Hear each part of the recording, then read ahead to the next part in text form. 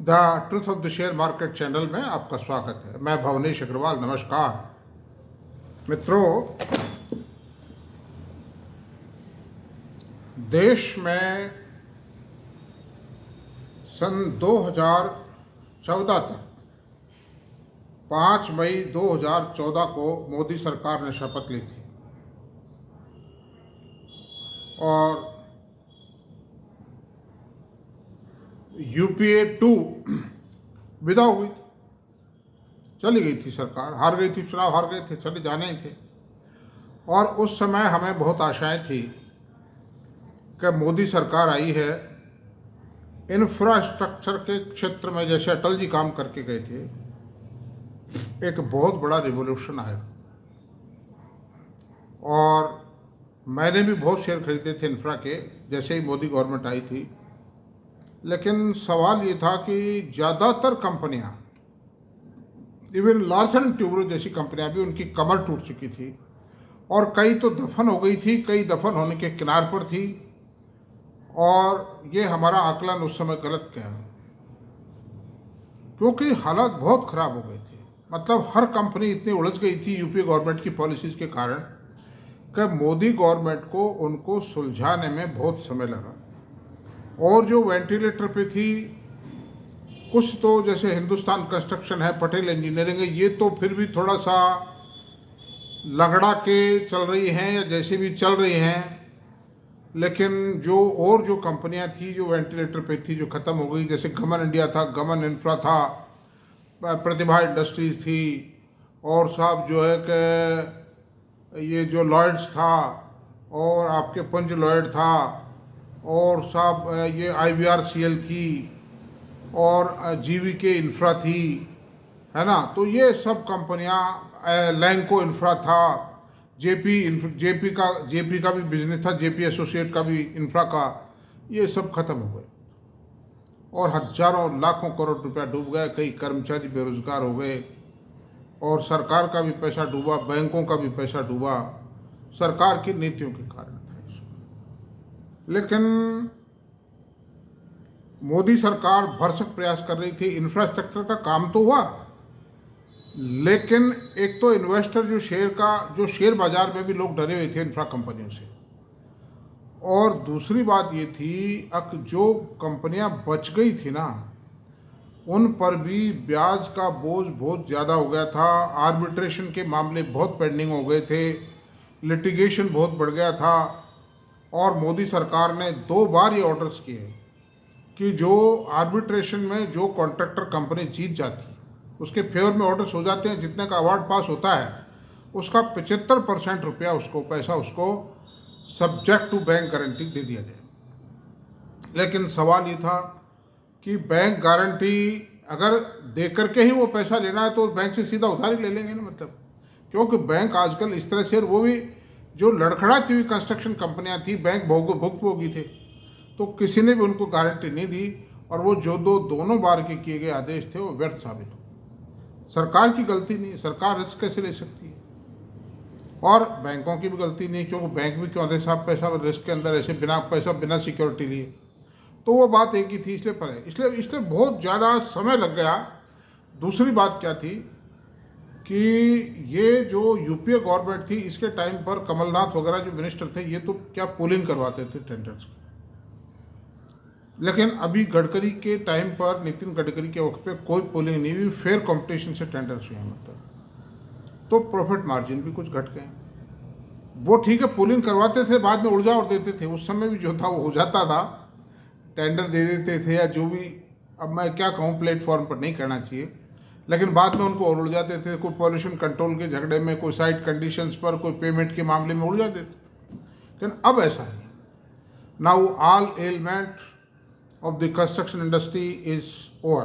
अब वो ठीक है कि कोई आदमी डैमेज हो गया, कोई कंपनी डैमेज हो गई उस समय, अब बुरी तरह से उसके ऊपर आज भी कर्जे लद गए, और जो पैसे, जो लिटिगेशन चल रहा है, झगड़े चल रहे हैं, आर्बिट्रेशन में वो चल रहे हैं मामले, उससे वो धीरे धीरे सोचें।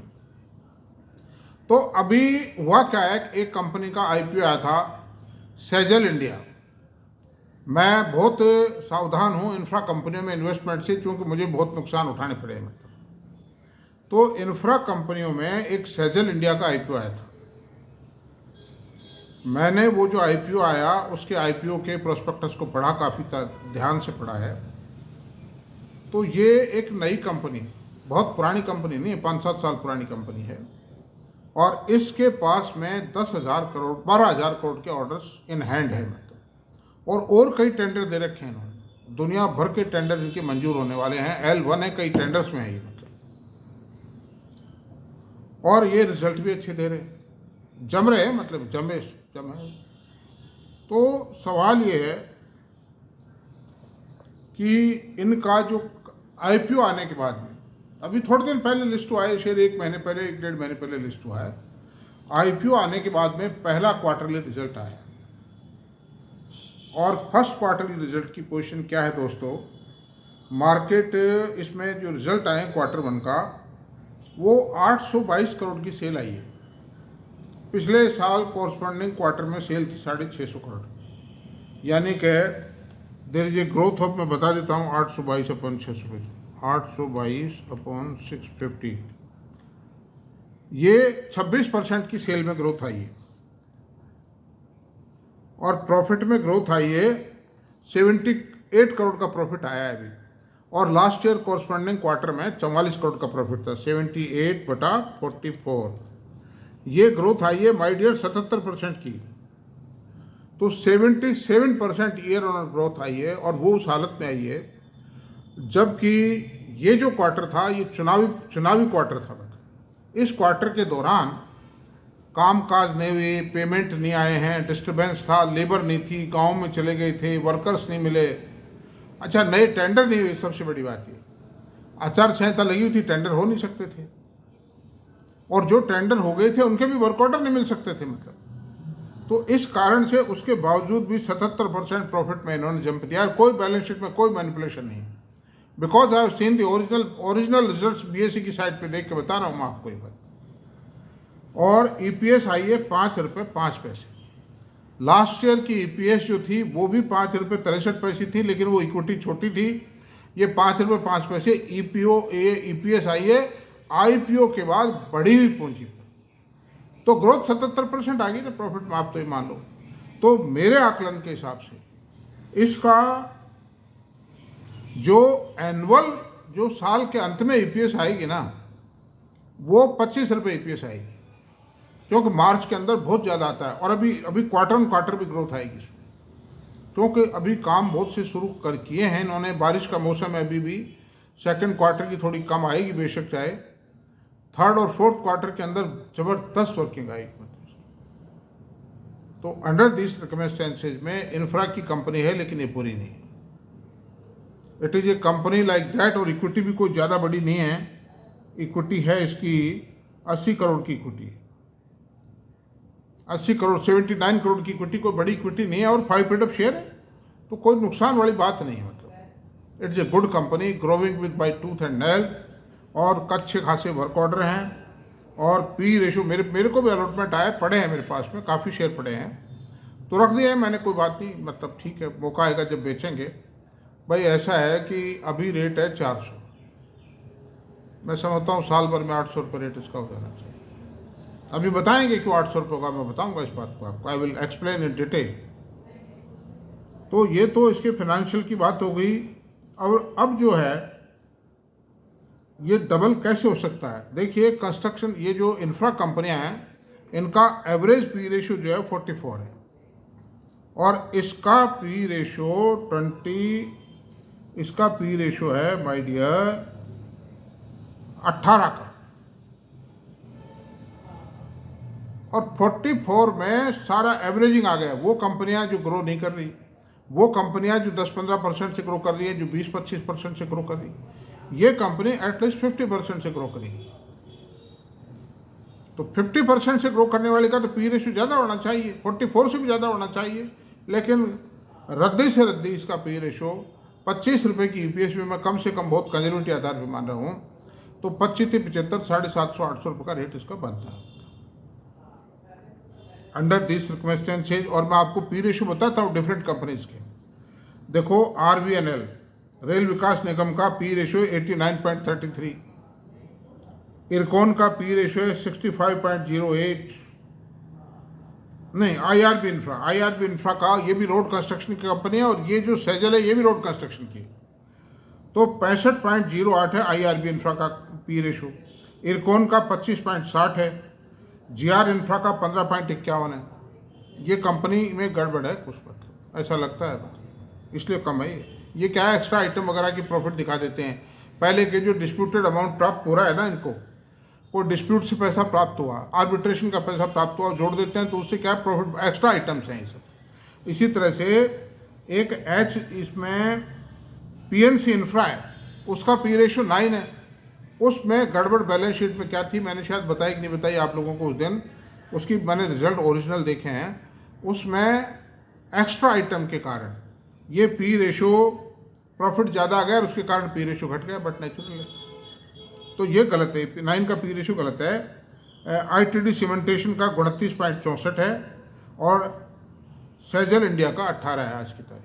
अगर इसको द करंट ईयर की ईपीएस से मल्टीप्लाई करें तो अंडर दी सर्कमस्टेंसेज में दोस्तों it's not a bad bet, even being a share from the infrastructure. सस्ता शेयर है, सस्ता है, ठोस है, और मैनेजमेंट यंग है, और काफ़ी एनर्जेटिक मैनेजमेंट लग रहा है मेरे को, जो मैंने देखा है उनसे बात, मतलब उनसे जो टीवी वगैरह पे आते हुए देखा है, उनकी बातचीत करते हुए, दे आर वेरी एनर्जेटिक। और सट्टा नहीं खेल रहे, सबसे बड़ी बात ये, वरना ये शेयर को 600-700 रुपये तो आराम से लिस्ट करवा सकते थे। लेकिन ये चाह रहे हैं कि इन्वेस्टर को खरीद का पूरा मौका मिले, कंपनी को देखे, पहचाने अच्छी तरह से, कंपनी की वर्किंग के साथ चले, सिनर्जी विद दी कंपनी है, अंडर दी सिंक्रोनाइज है, बिल्कुल सिंक्रोनाइज चलेगा ही, कंपनी की वर्किंग आती जाएगी, शेयर बढ़ता जाएगा। अब आप देखिए कि आईयूएन एक्सचेंज है, वाटक वाबक है, ये है तो कंस्ट्रक्शन की कंपनी है ना, इंफ्रा की कंपनी आई है। वाटर प्योरीफायर है, वही प्लांट लगाती हैं, प्लांट लगाने का कॉन्ट्रैक्ट लेती हैं और उसको मेंटेन करती हैं। तो उनका जो, उनकी जो ग्रोथ है, पी रेशो है, वो भी इसी तरह थी वो कंपनी, और क्या था। और मोदी सरकार अभी तो आई है, मतलब 4-1 साल तो चलेगी, तो 2 साल के अंदर तो कुछ से कुछ कर डालेगी ये कंपनी। और इसमें क्या है कि पुराने जो लैचेस है ना, इस कंपनी में पुराने लैचेस कुछ भी नहीं है। जैसे कहीं कोई गारंटी पीरियड चल रहा हो, कोई लिटिगेशन चल रहा हो, कोई साइट पे अधूरा काम पड़ा हो, कहीं ब्लैक लिस्ट का खतरा हो, डिस्प्यूट्स नहीं है इसमें। क्लीन चिट कंपनी एकदम से आज की तरह। तो अंडर दोस्तों, मेरी हालांकि कोई एडवाइस नहीं है, और मैं आप लोगों से जो भी कहता हूँ, आप लोगों को काबिल बनाने के लिए, सक्षम बनाने के लिए कहता हूँ। मैं फिर बार बार कहता हूँ, पढ़ाई लिखाई मेहनत आप लोगों को करनी पड़ेगी, आप लोगों को समझना पड़ेगा। इसलिए शेयर खरीदने के लिए मैं नहीं कह रहा हूँ, मैं तो इसकी शेयर के, आप लोग खुद पढ़ें, आप इसकी स्टडी खुद करें, रिजल्ट्स को देखें, कंपनी का जो कॉनकॉल है उसको सुनें। इसलिए मतलब ठीक है, और कुछ बाज़ार तो स्टेबल है, मार्केट स्टेबल है, मार्केट कहीं जाने वाला नहीं है। आज तक मैंने जितने भी शेयरों का एनालिसिस किया है, आपको पेश किया है एनालिसिस करके, उनमें मेरे ज़्यादातर शेयर बढ़े हुए हैं, ज़्यादातर शेयर बढ़े हुए हैं, और उसमें अधिकांश तो वो शेयर हैं जो मेरे पास हैं। पहले मैं फंसता हूँ, मैं हाथ डालता हूँ, मैं इन्वेस्ट करता हूँ, फिर मैं दूसरों को सजेस्ट करता हूँ। अब वो ठीक है, कब मेरी मान लो जो फाइनेंशियल है, मेरी जो लिक्विडिटी एग्जॉस्ट हो गई है, तो फिर मैं फर्दर खरीद नहीं कर पाता हूँ, या छोटी मोटी करता हूँ, तो फिर वो बात अलग है। मतलब इसलिए आज से बाकी ठीक है। अगर मेरा ये वीडियो आपको पसंद आया तो कृपया इसको प्लीज़ शेयर करें, सब्सक्राइब करें, शेयर करें, कमेंट करें और लाइक करें। Thank you very much.